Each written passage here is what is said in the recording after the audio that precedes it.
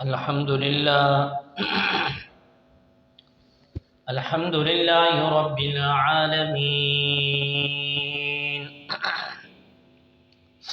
والعاقبة للمتقين، والصلاة والسلام على سيد الأنبياء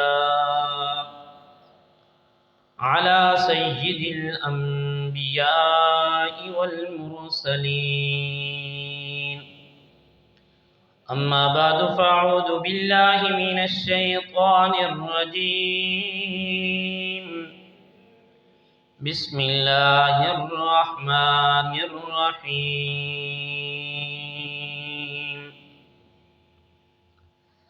يا أيها الذين آمنوا لا تتخذوا اليهود والنصارى أولياء، بعضهم أولياء بعض، ومن يتولهم منكم فإنه منهم، إن الله لا يهدي القوم الظالمين. وقال النبي صلى الله عليه وآله وسلم: من تشبه بقوم فهو منهم، أو كما قال عليه الصلاة والسلام. وقال النبي صلى الله عليه وآله وسلم: المرء مع من أحب، أو كما قال عليه الصلاة والسلام. وقال النبي صلى الله عليه وآله وسلم: خالق اليهود، أو كما قال عليه الصلاة والسلام. آمنت بالله، صدق الله مولانا العظيم، وصدق رسوله النبي الأمي الكريم، ونحن على ذلك لمن الشاهدين والشاكرين، والحمد لله رب العالمين.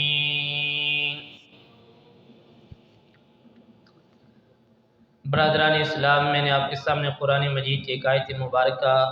اور چند احادیث مبارکہ تلاوت کی ہیں۔ اللہ تبارک و تعالیٰ کی ذات نے جب سے کائنات بنائی ہے اور کائنات کا جب سے نظام چلا ہے، تو اللہ تبارک و تعالیٰ کی ذات نے انسانوں کی ہدایت کے لیے کم و بیش تقریباً 1.25 لاکھ انبیاء علیہ السلام کو اس دنیا کے اندر مبعوث کیا، بھیجا۔ ابن حبان کی روایت ہے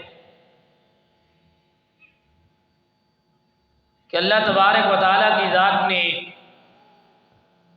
جو کائنات کے اندر انسانوں کی ہدایت کے لیے انبیاء کو بھیجا، ان کی تعداد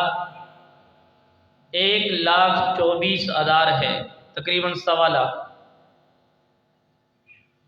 اور اللہ تبارک و تعالیٰ کی ذات ہی کے علم میں ہے کہ اللہ تبارک و تعالیٰ کی ذات نے کتنے انبیاء علیہ السلام کو اس دنیا کے اندر مبعوث کیا۔ قرآن مجید فرقان حمید کے اندر تقریباً 25 انبیاء علیہ السلام کے نام ملتے ہیں۔ سورۃ الانعام کے اندر 18 نبیوں کے نام آتے ہیں۔ اسی طرح مختلف جگہوں پر باقی 7 نبیوں کے نام آتے ہیں۔ ہمارا یہ عقیدہ اور نظریہ ہے، یہ ہمارا ایمان ہے کہ اللہ تبارک و تعالیٰ کی ذات نے جتنے بھی انبیاء علیہ السلام کو دنیا کے اندر بھیجے ہیں، وہ سب کے سب نبی، ان پر ہمارا ایمان ہے کہ وہ برحق تھے، برحق ہیں۔ ان کی تعلیمات ان کے ماننے والوں کے لیے جس دور میں وہ آئے تھے، اس وقت کے لوگوں کے لیے باعث نجات کا ذریعہ تھی۔ یہ ہمارا ایمان ہے، اور ہمارا یہ ایمان ہے جناب رسالت مآب صلی اللہ علیہ وآلہ وسلم یہ خاتم النبیین ہے۔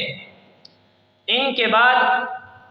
آقا علیہ الصلوۃ والسلام کو نبوت ملنے کے بعد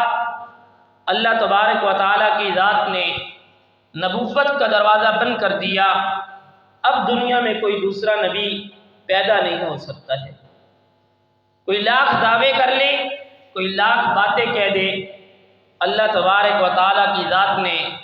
حضور اکرم صلی اللہ علیہ وآلہ وسلم کو خاتم النبیین فرما دیا کہ آپ پر نبوت ختم ہو چکی ہے، آپ کے بعد دنیا میں کوئی نبی نہیں آئے گا۔ ہمارے نبی کریم صلی اللہ علیہ وآلہ وسلم کی آمد کے بعد آج تک کوئی عیسائی ہے، کوئی یہودی ہے، کوئی نصرانی ہے، کوئی بت پرست ہے، مجوسی ہے، جو کچھ بھی ہے، ان کے پاس مثال کے طور پہ تورات ان کی اصلی حالت میں موجود کیوں نہ ہو، زبور ان کی اصلی حالت کے اندر کیوں نہ موجود ہو، انجیل ان کی اصلی حالت کے اندر موجود ہو، وہ اس کے باوجود بھی اس وقت تک کامیاب ترین نہیں ہے، مسلمان نہیں ہے، جب تک وہ ہمارے اور آپ کے نبی صلی اللہ علیہ وآلہ وسلم کے اوپر ایمان نہیں لاتے۔ وہ بے شک اللہ تبارک و تعالیٰ کی ذات کو ایک مانے، اپنے نبی کی تعلیمات پہ عمل بھی کریں، لیکن ان کا ایمان، ان کی کامیابی اس میں ہے کہ جو جناب رسول اللہ صلی اللہ علیہ وآلہ وسلم لے کر آئے ہیں اس پر ایمان لائیں گے تو وہ کامیاب ہوں گے۔ کامیابی کا معیار آج بھی اور آج سے 1400 سال پہلے بھی وہ جناب رسول اللہ صلی اللہ علیہ وآلہ وسلم کی ذات ببرکات ہے۔ آپ علیہ الصلوۃ والسلام سے ہٹ کر جناب سیدنا فاروق اعظم رضی اللہ تعالیٰ عنہ، جناب ابوبکر صدیق رضی اللہ تعالیٰ عنہ اور جناب رسالت مآب صلی اللہ علیہ وآلہ وسلم تینوں بیٹھے ہوئے ہیں۔ حضرت سیدنا فاروق اعظم رضی اللہ تعالیٰ عنہ نے تورات زبور میں سے یا انجیل میں سے کسی کتاب کا مطالعہ کر رہے تھے، اس کو پڑھ رہے تھے، تو جناب رسول اللہ صلی اللہ علیہ وآلہ وسلم جلال میں آگے آپ کا چہرہ مبارک لال ہو گیا، سرخ ہو گیا۔ جناب ابوبکر صدیق رضی اللہ تعالیٰ عنہ نے جناب سیدنا فاروق اعظم رضی اللہ تعالیٰ عنہ کی طرف دے کر کہا، عمر بس کرو، آپ کی اس تورات کو پڑھنے کی وجہ سے رسول اللہ کا چہرہ لال ہو چکا ہے، بند کرو اس کو۔ جناب سیدنا فاروق اعظم سمجھ گئے کہ اللہ کے نبی صلی اللہ علیہ وآلہ وسلم کو بہت غصہ آ گیا۔ آپ علیہ السلام نے فرمایا، ابو بکر، اے عمر، کیا قرآن کے ہوتے ہوئے بھی آپ کو کسی اور کتاب پڑھنے کی ضرورت پڑ گئی ہے؟ انہوں نے اسی وقت فوراً معافی مانگی، اللہ کے رسول مجھ سے غلطی ہو گئی ہے۔ آقا علیہ الصلوۃ والسلام کا مبارک زمانہ جب آپ علیہ الصلوۃ والسلام مدینہ الطیبہ میں تشریف لائے، آپ علیہ الصلوۃ والسلام نے محرم الحرام کا مہینہ آیا، دیکھا مدینہ الطیبہ کے یہودی وہ 10 محرم الحرام کا روزہ رکھ رہے ہیں۔ میرے آقا صلی اللہ علیہ وآلہ وسلم نے پوچھا، یہ یہودی 10 محرم کا روزہ کیوں رکھتے ہیں؟ فرمایا، اللہ کے رسول یہ اس وجہ سے رکھتے ہیں، ان یہودیوں کو اللہ تبارک و تعالی نے فرعون کے ظلم سے 10 محرم کو نجات دی تھی، تو آپ علیہ الصلوۃ والسلام تو اللہ تبارک و تعالی نے جب ان کو نجات دی تھی تو یہ خوشی کے طور پر، عید کے طور پر کہ اللہ تبارک و تعالی نے ہمیں فرعون کے ظلم سے نجات دی ہے، تو یہ اس لیے روزہ رکھتے ہیں۔ میرے آقا صلی اللہ علیہ وآلہ وسلم نے فرمایا، ہم تو موسیٰ علیہ السلام کے زیادہ قریب ہیں، ہم اگر میں زندہ رہا تو اگلے سال ہم 9 اور 10 یا 10 اور 11 محرم کا بھی روزہ رکھیں گے، اس لیے کہ یہود کے ساتھ ہماری مشابہت نہ ہو جائے۔ میرے آقا صلی اللہ علیہ وآلہ وسلم نے دین کے امور میں بھی، دین کے کاموں میں بھی یہود کی مشابہت سے، کفر کی مشابہت سے منع فرمایا۔ وہ روزہ رکھتے تھے، آقا علیہ السلام نے فرمایا نہیں، یہودیوں کی، کافروں کی نکالیاں نہیں کرنی، ان کے پیچھے نہیں جانا، یہ دین کے معاملے میں بھی ہو ان کے ساتھ نہیں مشابہت اختیار کرنی۔ قرآن کریم فرقان حمید واضح اعلان کرتا ہے، یا ایھا الذین آمنوا لا تتخذوا اليہود والنصارى اولیاء، اے ایمان والو لا تتخذوا اليہود والنصارى اولیاء، یہود اور نصارہ کو اپنا دوست نہ بنانا، یہود اور نصارہ کے ساتھ دوستی نہ لگانا۔ قرآن نے آگے وجہ بھی بتائی، قرآن کو سمجھیے، قرآن کہتا کیا ہے؟ فرمایا بعضهم اولیاء بعض، یہ بعض یہود اور یہ جو کفر ہے، یہ بعض کے دوست نہیں، یہ تمہارے دوست نہیں ہیں، یہ تمہارے ساتھ ان کا تعلق نہیں ہے۔ اگر تم مسلمانوں میں سے، آپ آ جائیں، آ جائیں، وَمَن يَتَوَلَّهُم مِّنكُمْ فَإِنَّهُ مِنْهُمْ، اگر تم میں سے کوئی ان کے ساتھ دوستی کرنا چاہے، اگر تم میں سے کوئی ان کے ساتھ دوستی رکھنا چاہتا ہے تو یاد رکھ لو وہ مسلمانوں میں سے نہیں ہے بلکہ انہی میں سے ہوگا۔ ان اللہ لا یہدی القوم الظالمین، واللہ تبارک و تعالیٰ کی ذات ظالم قوم کو ہدایت نہیں دیتی۔ قرآن کا اٹل فیصلہ ہے کہ یہود اور نصارہ کے ساتھ، اس کفر کے ساتھ دوستی نہ رکھنا، یہ تمہارے کبھی بھی دوست نہیں ہو سکتے ہیں، یہ قرآن کا اٹل فیصلہ ہے۔ سورۃ الممتحنہ 28ویں پارے کے اندر اللہ تبارک و تعالیٰ کی ذات نے حضرات صحابہ اکرام رضوان اللہ علیہم اجمعین کے ساتھ جو بات ارشاد فرمایا یا ایھا الذین آمنوا لا تتخذوا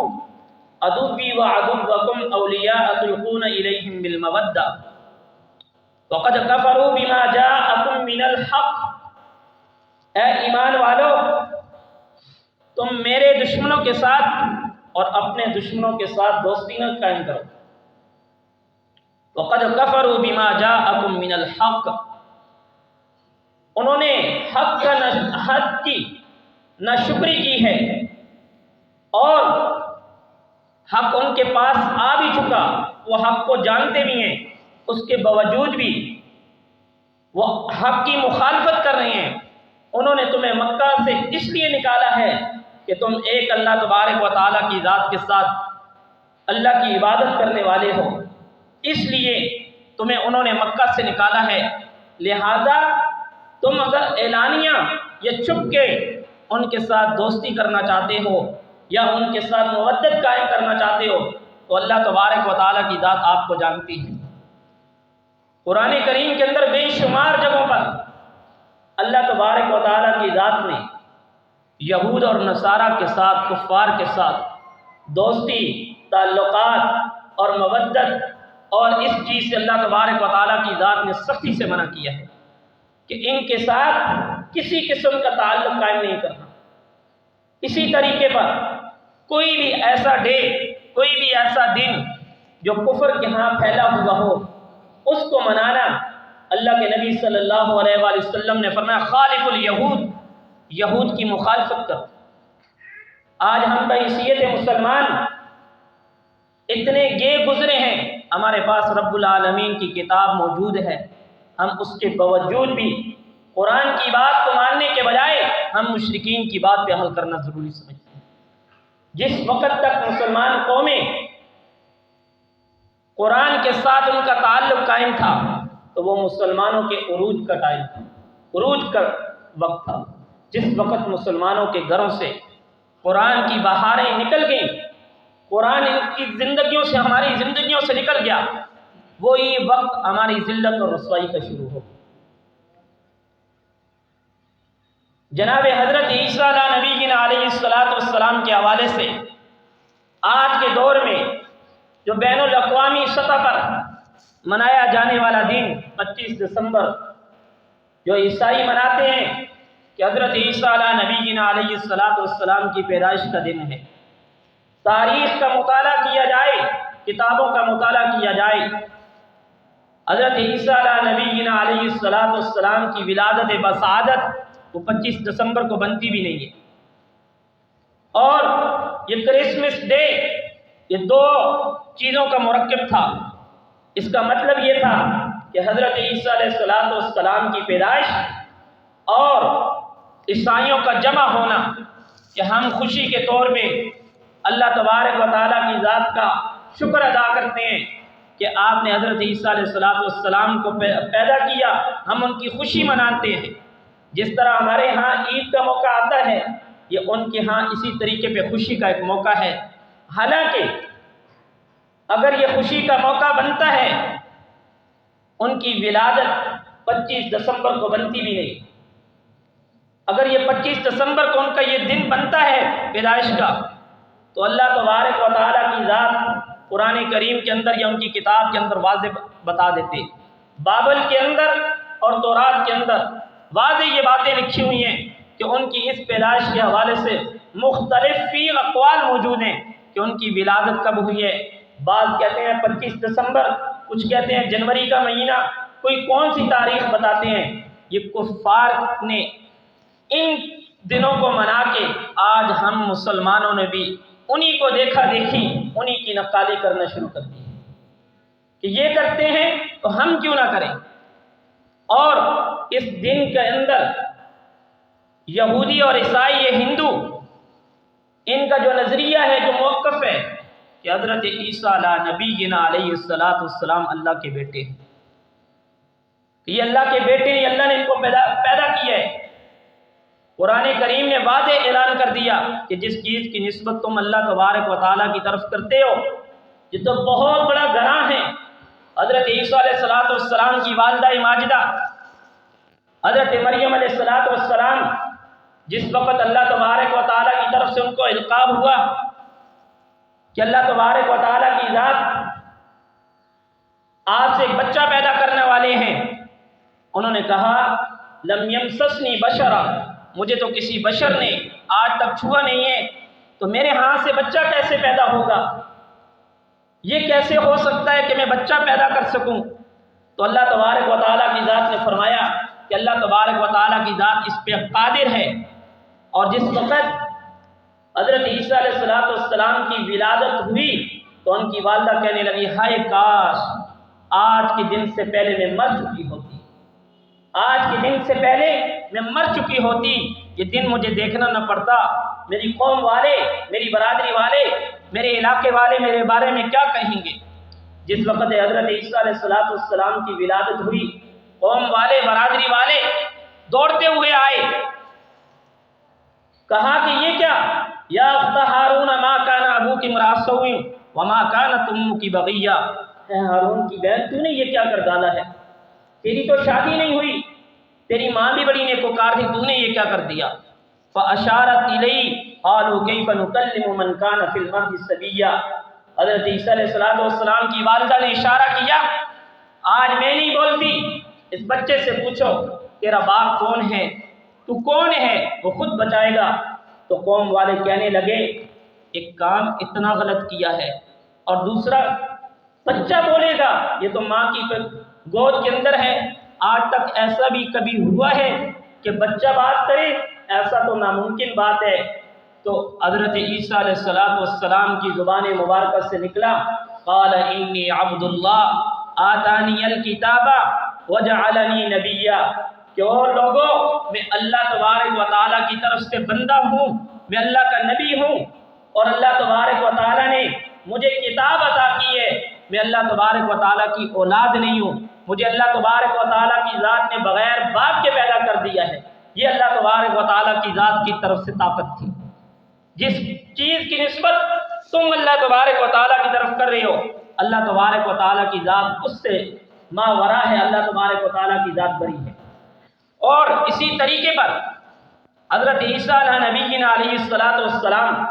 اپنی قوم والوں کو، اپنی برادری والوں کو جن کی طرف مبعوث ہوئے تھے، ان کو اللہ تبارک و تعالیٰ کی طرف دعوت دیتے رہے۔